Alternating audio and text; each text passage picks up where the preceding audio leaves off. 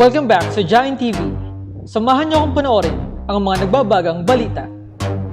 Pindutin lamang ang subscribe button at notification bell para lagi kang updated sa mga balita.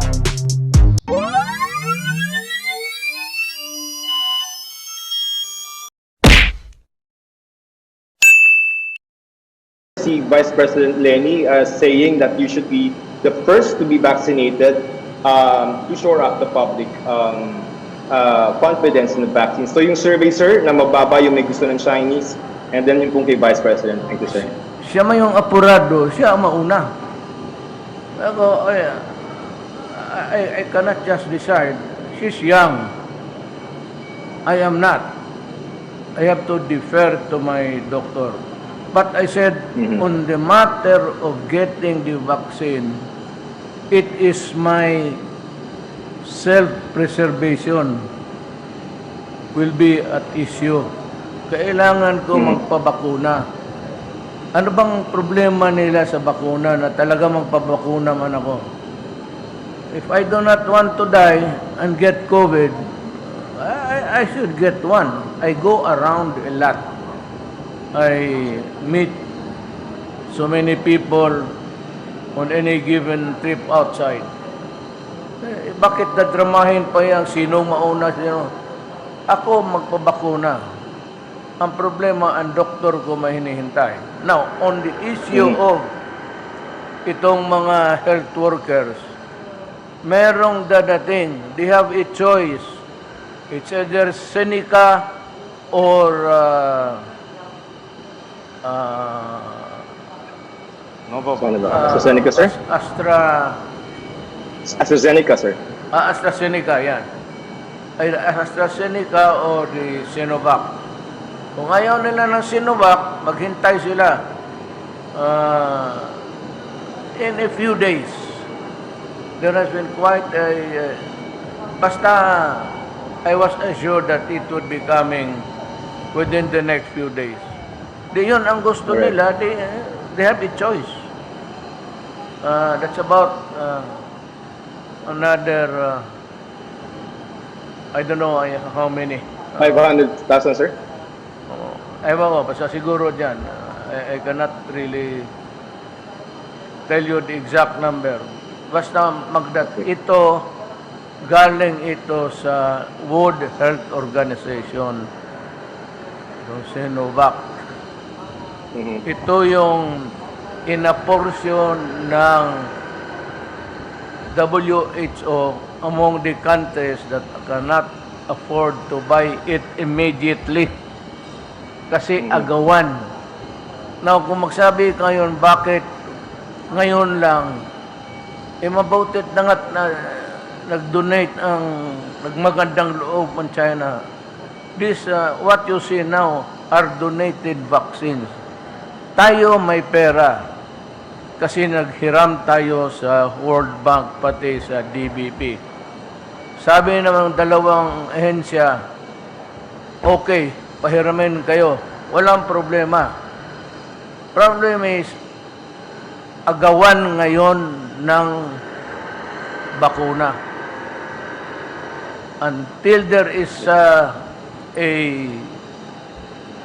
residual supply, we will just have to wait yung magbili tayo. Sige, reklamo. Sinabi ko na ang rason, walang supply. Ginusto ko man magnakaw, ginusto ko man magbili, wala eh. Kaya itong unang dumating, AstraZeneca would be coming. Now, for those who do not want to be vaccinated, okay lang sa akin. Wala akong problema. Ayaw ninyo magpabakuna, okay. That's your choice. Okay. Maraming salamat. Okay, sir, thank you for your time. Yes, sir. Kagaya ng ganito. Thank you very much for your time, sir. Yeah. Go ahead. Susunod pong magtatanong, Mr. President. Kailangan ka mag-mask. I cannot. I simply cannot. Para akong inutil na magsalita na ano. I have to remove it. Am I asking for an exemption? No. But if you want me to do my duty, to talk to the public, to answer the questions from the press, talagang tinatanggal ko kasi I just feel bothered by all of these things hanging in front of me. Okay, sir. Thank you Okay. for your time, sir. Nice Okay, meeting you sir. again, sir. Ang susunod pong magtatanong ay si Miss Pia Gutierrez ng ABS-CBN. Hi sir, magandang gabi po. Sir, with the start of the vaccine rollout, sir, could you please tell us what kind of scenario that the Philippines will expect in the next few days or in the next few weeks? More importantly, sir, when do we expect the Philippines to achieve herd immunity, and when do we expect to get our lives back to normal? Kailan daw po ang ine-expect natin na magkaroon tayo ng herd immunity at kailan daw ine-expect po natin na babalik po tayo sa normal? Herd immunity is a science. Ang herd immunity is kung ang Maynila, around Maynila, nabakunahan na most of the people and the nearby peripheral provinces. Wala na lahat nakabakuna, so nobody can get contaminated by what? By whom? That is the time that we can have the herd immunity. It's a science. Only the medical people can give you the exact calculation on that. As a layman, herd immunity is achieved only kung yung nakapalibot sa iyo na bakunahan na, so there is no more chance for you to acquire the disease because wala nang mag-contaminate sa iyo. So sir, with the arrival of the vaccine, sir, when do we expect to achieve this herd immunity, sir? Look, ganito ha. Mahirap kasi yan, ma'am. Because ang herd immunity, para sa akin, personally, mas maganda kung contiguous ang territory. Because you only have to do a circle, paliit ng paliit, paliit ng paliit hanggang towards the center of gravity. Ito island for island eh. And we cannot stop travel. And we cannot expect all people to agree to be vaccinated. That is the problem. Pero kaya nga, we have to take into account the freedom of an individual of what happens to his body. Nobody can tinker with his the human life. Kung hindi siya, kung ayaw niya, that makes it doubly hard for us. But that is also one which we have to take into account in dealing with the problem of COVID-19. Sir, as far as our targets are concerned, do you see this happening within the year or next year or in the next 2 or 3 years? Herd immunity, akin lang yan. Sa basa-basa ko lang. Wala akong, I have no reference except that I cannot recall now how many articles I've read about herd immunity. Ang Pilipinas, towards the end of mga early next year pa. Early next year. Early next year. If you ask a doctor, he would give you the same answer. Maybe. Maybe not. I'm wrong. Pero sabi ko, yun lang nabasa ko. What I've read from international magazine. Wala talaga akong I must confess my incomplete and inadequate knowledge dito sa bagay na to. On another and a similar matter, sir, now that we have started the rollout of vaccines, would you reconsider the IATF recommendation to place the Philippines under MGCQ? The Will you reconsider daw po yung placing Metro Manila under MGCQ now that we have rolled out the vaccination program? I am considering it. Actually, pag-start, buksan ko na because there are two things that are really bugging us. It's the economy and COVID-19. Nakatutok yan. Our economy is really down, as in down. So, the earlier na mabilisan itong vaccine, the better. Ako, pag nag-umpisa na yan, roll out, and the other vaccines would come in and distributed to the provinces, I may, siguro pagdating ng mga, we'll have 1 million by this month. Magkaroon na tayo ng stock ng 2 million, bitawan ko na. I will open the economy. Talagang hirap tayo. You know, people have to eat. People have to work. People have to pay for their upkeep. And the only way to do it is to open the economy and for businesses to regrow. Without that, patay talaga. So, mahirapan tayo. Sir, when you say reopen the economy, that means placing Metro Manila under MGCQ in March? As a matter of fact, kung kita ko na marami ng vaccine, open ko na lahat. Tanggalin ko na yan. Kung mayroon ng, if the vaccine is available to anybody for one reason or another, sa mga probinsya, na-distribute na yan. Kasi hindi naman mag-abot ng 110 million. Sa estimate nila, it's about 40 million. Kung makahit tayo ng 40 million, o nandyan na yung vaccine, baski meron tayong mga 20, 30, buksan ko na. Buksan ko na dahil sa economy. Sir, what about face-to-face classes po? The what? Face-to-face classes. Wag muna. Not now. It would be, I cannot make that decision. It will place the children in jeopardy. Alam mo, iba na yung decision, iba na yung maraming mamatay.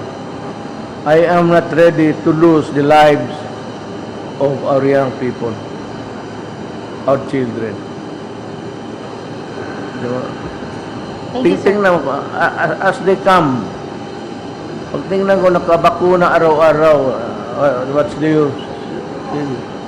Yung mga ayaw, yung gusto pa ng ibang klaseng, there's the AstraZeneca. If you do not have faith in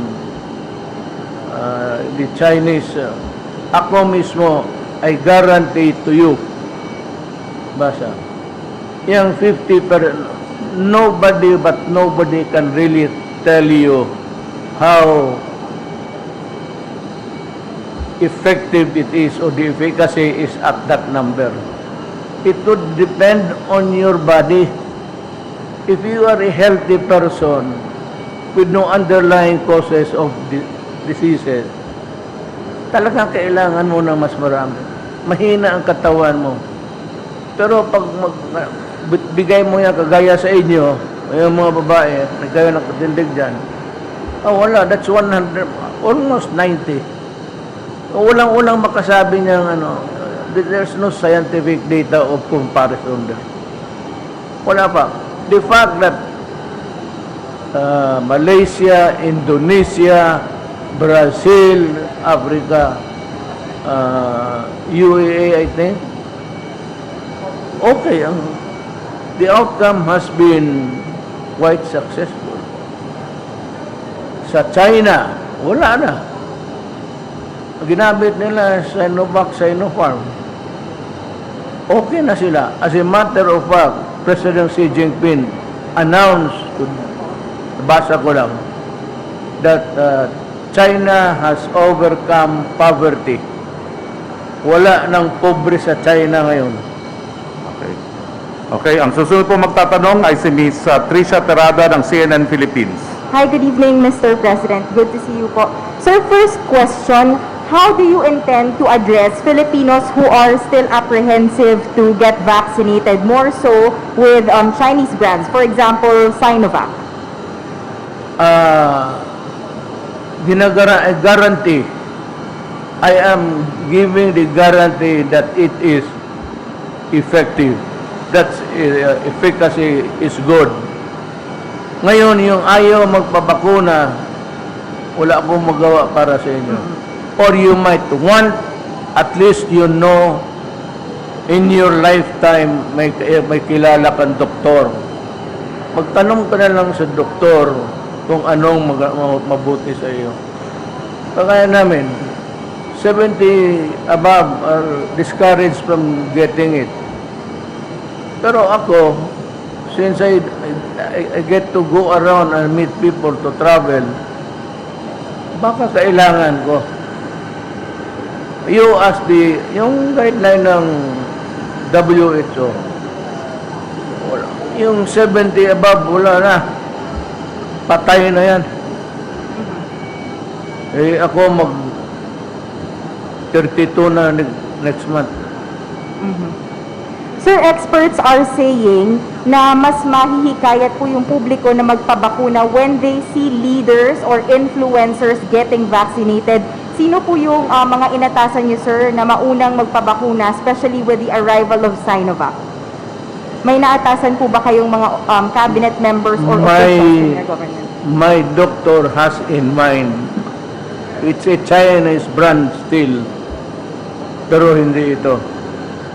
Siya ay nakaalam ng konstitusyon ng katawan ko eh. Yes. Pero sir, may officials po ba kayo or cabinet members na aatasan na manguna po sa pagpapabakuna to represent the government? Magsabay-sabay kami pagdating.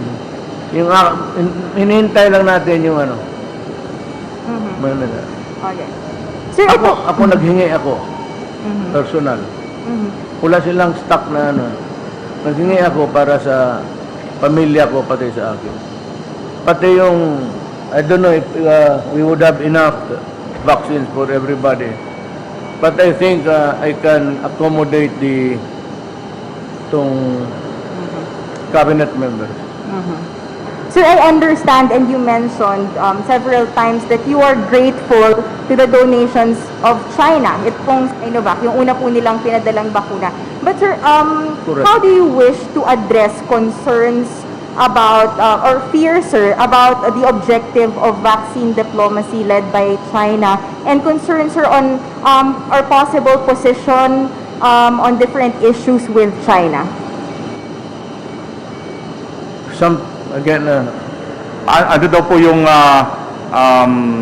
tama ba ang tanong mo, no? Ano yung maging epekto sa iba pang mga issues na meron po tayo sa China dito sa Pagdating po pagdating ng po ng bakuna, sir. Sinovac vaccine? Well, that's a matter of geopolitics.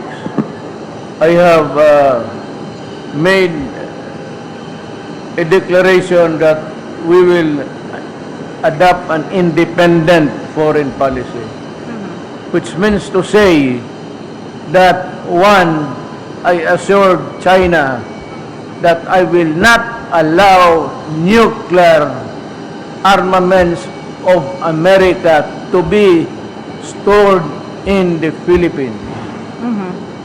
Yan ang sinabi ko. That's the guarantee that na hindi ako papayag. Not because it will antagonize China, but it is in the Philippine Constitution which prohibits the presence of nuclear armaments in the country. So sir, just to put it on the record and to be very clear about it, despite or amid this donations, we will not compromise anything on issues between China. China never asked for anything. China has been giving us everything, but never asked anything from us, actually. Ang pinakamabigat, ang Amerikano, ang hinihingi nila, ang base. Alam mo ba kung anong mangyari? Do you know the direct consequence. Kung magkagera, and it will surely start, maybe in the theater of war would be the Spratly and China Sea. Katabi lang tayo, Pangasinan, it's just harap. Maraming probinsya na yan.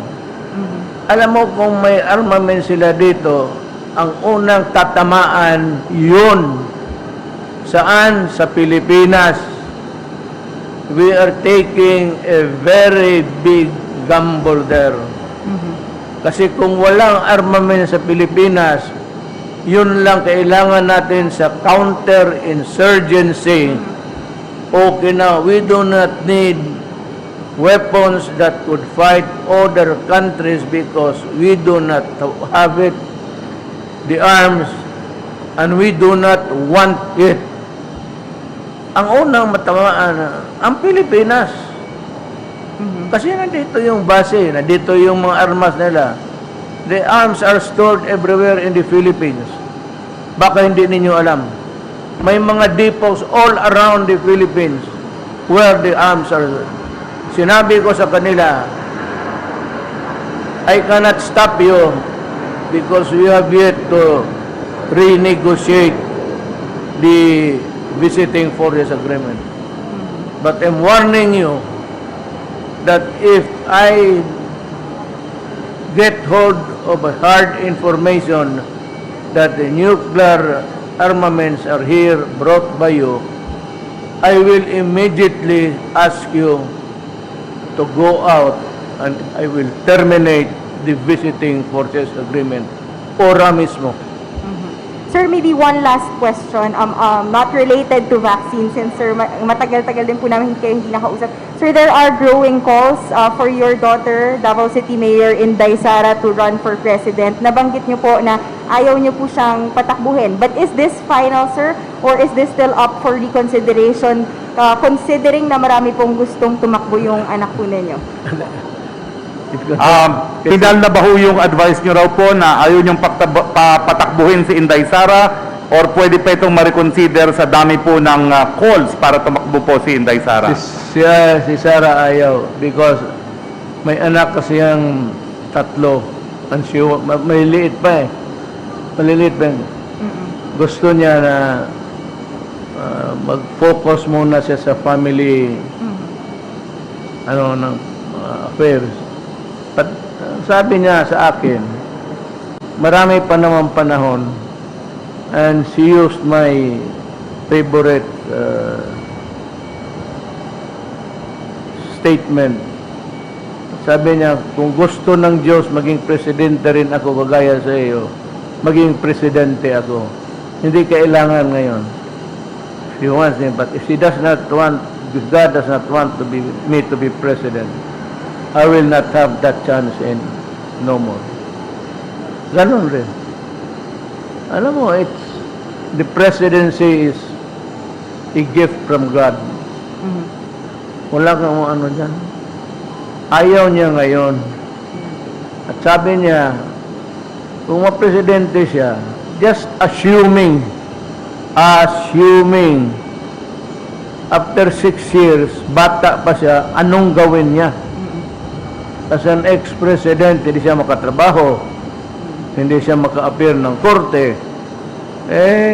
At sabi ko, mabuti sana kung maganda yung sweldo, makapag-ipon ka. Pero wala ka lamang ang ambisyon, diyan ka lang, trabaho, wala kang nothing to, Thank you, sir. absolutely.